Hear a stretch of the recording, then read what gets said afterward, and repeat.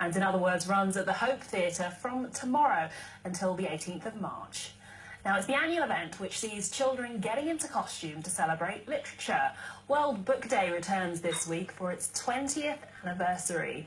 Youngsters here are being invited to dress up as characters from the stories Beatrice and the London Bus. It's all part of a competition. Journalist and entrepreneur Francesca Lombardo is behind the books and joins me now. Thanks very much for being here.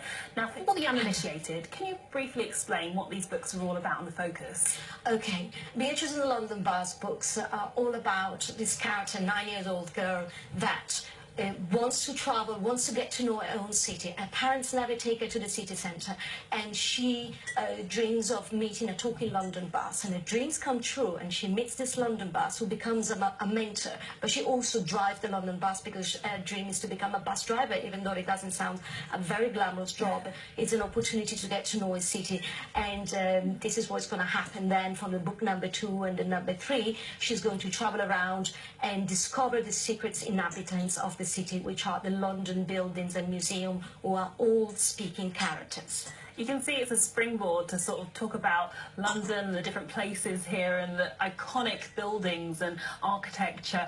So it obviously gives lots of opportunities for different characters to dress up in. Talk me through what you potentially could don for World Book Day.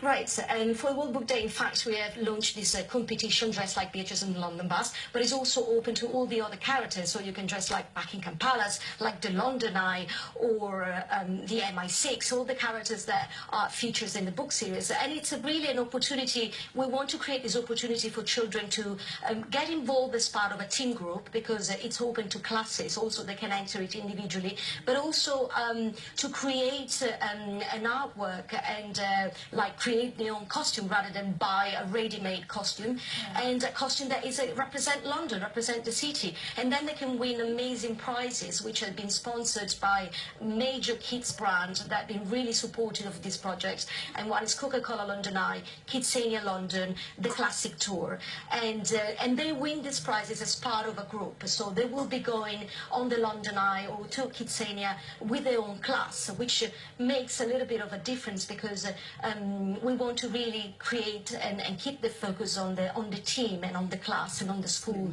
aspects of it. Absolutely, and a bit of an incentive there to get them thinking about all the different characters and perhaps places that they could potentially dress up, because there is quite a lot of pressure on parents to perhaps just, like you said, go out and buy a costume when it might be a lot cheaper to make one.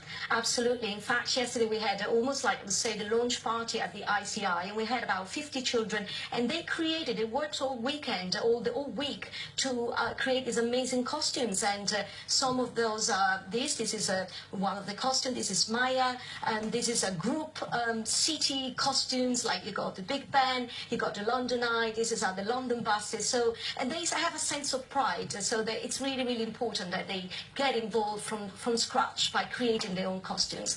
And this is part of London Meets Its Children, which is the spin-off educational project that is based on the books and is still focused on getting children involved with their own city, with the bus that becomes the unifying symbol of a city that is so diverse, is so huge, and it's got all these London boroughs that sometimes represent they are like their own independent towns. So it's really for children to find a common denominator in the city centre and in the London heritage and the bus heritage. A fascinating way to get children involved in our city and also learn more about it and the places here. Francesca Lombardo, thank you very much. Thank you so much for having me. Time for a quick break now, but still to come.